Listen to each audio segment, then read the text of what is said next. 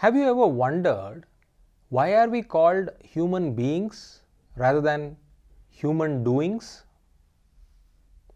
In today's video, we will discover why we are called as human beings.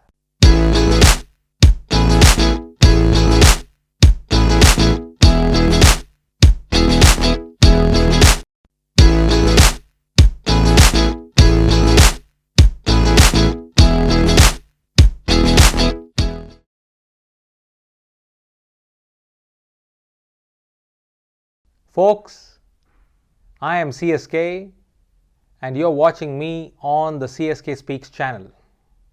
Welcome. This is a very interesting incident which happened long ago. And this is a true incident which is recorded in the books. I am not consciously naming the person because I don't want to show any affinity to any sect or any saint, but the essence of the incident is very important and integral to the message which I want to tell you. That is, why are we known as human beings and not human doings?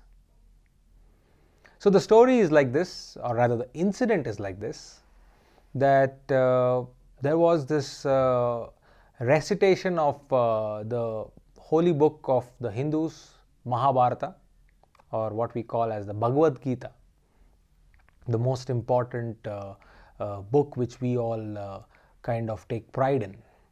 Same like, the Holy Quran or the Holy Bible. Different religions have different books and they follow that. But here in this incident, it's the Bhagavad Gita. So, and all of you know this, that the pravachan happens for a period of 7 days, 10 days, 21 days, and they go through different chapters of the holy book. So it so happened that this Guruji, along with his team, was on a tour. He was going from city to city, reciting the holy book and also making the common public to listen, understand and internalize the message of the holy book. So this was Chennai, and the Guruji and his team has arrived in Chennai, and they are on the third day of the recitation of the holy book. Now what happened? Suddenly, the first 2 days, the message has spread so far and loud that many people started thronging the venue of the recitation. The message went out loud that Guruji is really good, and the way he narrates the essence of the holy book, never before people have shared it in such a manner. So everybody wanted a piece of the cake. They wanted to be there. They wanted to understand, they wanted to listen, and they wanted to internalize the message which the Guruji was about to tell. So there was a lot of people, but the auditorium had limited seating capacity. So the organizers created a system where they said, okay, we are going to allow people who were here for the first 2 days on priority, and the rest we will let them depending on the availability of the seats. So there were a lot of people outside waiting to get in, and there was a lot of rush, and you can imagine. Guruji, since he knew that his evening was fixed for recitation and pravachans, during the day he had fixed up a lot of appointments to go to his devotees' places, inaugurate certain symposiums and conferences, and finally, right in time, he was to come into the auditorium. But today was a special day, so many people, crowd and a lot of that. When Guruji arrived, he was witnessing something which he had not witnessed for the last 2 days. Too many people waiting to get their turn to get into the auditorium, lot of rush, lot of shoutings, lot of pushing and a lot of things. In fact, even the Guruji's car could not get into the main entrance of the auditorium. So he had to park his car out and then walk into the auditorium. So when he was walking, he witnessed an argument between one lady and one of the organizers at the door. So that lady was quite vocal. She was shouting, yelling at the top of her voice, and she was like, you don't know who I am. You don't know what you are doing to me. You are not allowing me to enter the auditorium. How dare you? And she was using all kind of threats to that organizer. That poor organizer was saying, ma'am, please understand. As you know, the system is a system for everyone.